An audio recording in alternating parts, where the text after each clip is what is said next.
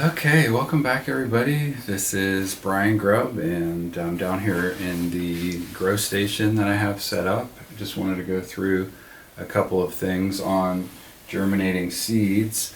So this is a 4-shelf plant stand, and you can see 2 of the shelves here, and then there's 2 lower shelves, one at the floor level and one at about knee high.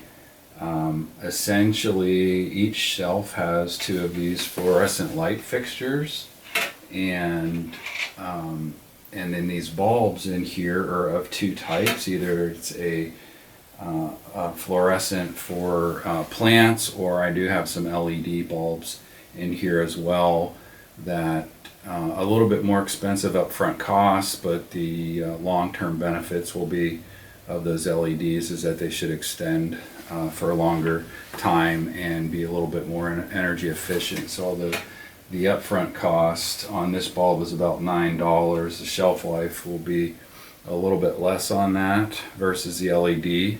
The LED lights are about 3 times as expensive. In terms of light quality, the plants will benefit from either of these sources of light. It's just the short-term economics versus the long-term, and there should be some cost savings on energy for the LED bulbs. So whatever you choose to do, just make sure that you get some type of grow bulb associated with these. Sometimes they're referred to as aquarium bulbs, or plants for aquariums, or LED grow lights, specifically for plants. That's very important. In terms of the shelving, I do use a little piece of foam insulation. This is about a 1/2 inch thick foam insulation, and on top of that foam insulation then I have a heat mat, and that's that black material here. And so that provides bottom heat to all the plants, which can be very beneficial, especially if you're germinating down here in January and February next to a cold window that you can see in the back there. Having bottom heat can be pretty essential. Right now I run a thermometer in here at the soil to monitor soil temperatures, and this is actually a little bit on the warm side in terms of soil temperatures. It's about 78 degrees in the root zone. So these plants can dry out fast with that warm of a heat, but for germinating seeds that can be between 70 and 75 degrees can be very beneficial for germinating seeds. And this is where I do all of the germination. You can see here I have a fresh tray of seedlings that were sown last week. These are zinnias that will be used for cut flowers, and so I'll sow those in the 6-pack trays and then bring them down into this grow chamber. One of the things I do during that step is just use this little small humidity dome, so to create a little bit of higher humidity in and around the germinating seeds to create somewhat of a beneficial environment. But as soon as those seeds begin to germinate, I will pull this humidity dome off, and on that batch that I just showed you, I still have 1 tray that has yet to germinate. It's a perennial species that's taking longer, and so I will keep that under this tray for as long as I can until these start to germinate. And as soon as I see germination, I like to get the tray off as quickly after that point. So you can see lots of different species down here. These are actually milkweed that have been grown, and then as soon as the temperature is warm enough where I'm free of freezing temperatures outdoors, I can start move some of these perennial plants outside. Other plants that we have in here are things like herbs, so these will take at least until Mother's Day, which will be another 3 weeks before these can be moved outside. So knowing what types of plants you're growing and when they can be moved outside is very critical. But really, I don't need these plants to be any bigger than this at this phase. So if it was warm enough, it's currently April 13th. Essentially, I can start weaning stuff outside, more cold tolerant things.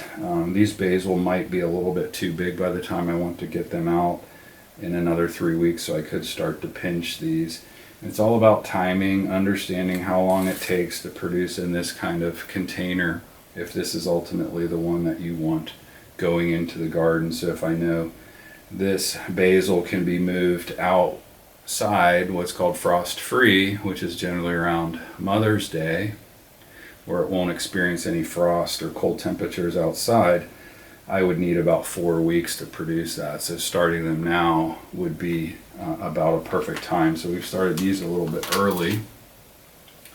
And then in some cases you just want plants that are going to be a little bit bigger. So like on these peppers, eventually I'm going to want these peppers to fill in to a larger plant when they go outside after Mother's Day, or in and around May 15th is generally our frost-free date here in Southwest Ohio. So I do want these into a larger size container. So this pepper would have been about 4 weeks in this plug phase, and then I potted those up last week into this 3-inch pot, and I'll grow this 3-inch pot in for another 4 weeks, and then eventually move those outside. Some other things I have in here, different types of trays. These are actually asparagus. This is an F1 hybrid asparagus grown from seed. Asparagus can also be grown from rhizomes or bulb type structure, or divisions essentially of asparagus. But this year I've decided to grow this F1 variety called Millennium from seed. And you can see I'm bulking these up. I started these in a plug tray, and then now they're in a 12-inch or a 12 count pot. That's equivalent to about a 3 or 4 inch pot. Rooting them in and getting them ready to go out into the garden.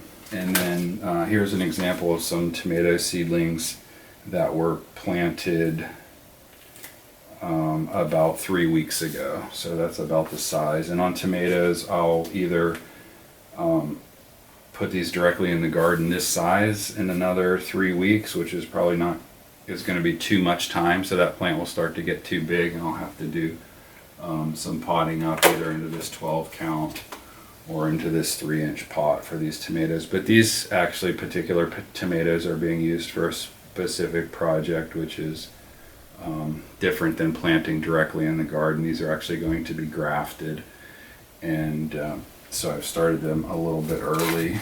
So those are the kinds of examples of what you can do in this type of system. It doesn't have to be an elaborate system like this with the bottom heat. The bottom heat is definitely beneficial. Using the insulation to keep the bottom heat moving up into the plant instead of through the wood is beneficial, but not 100% necessary. And just getting some lamps is really the first start, and getting a tray and some soil with the ability to put this lid on top and get the seeds to germinate, and get that lid off as quickly as you can and start growing them up. And then when conditions are favorable outside, where you're no longer exposed to freezing temperatures, these can all be moved outside. Okay, well with that, thanks for watching, and if you have any questions, please let me know. Thank you very much.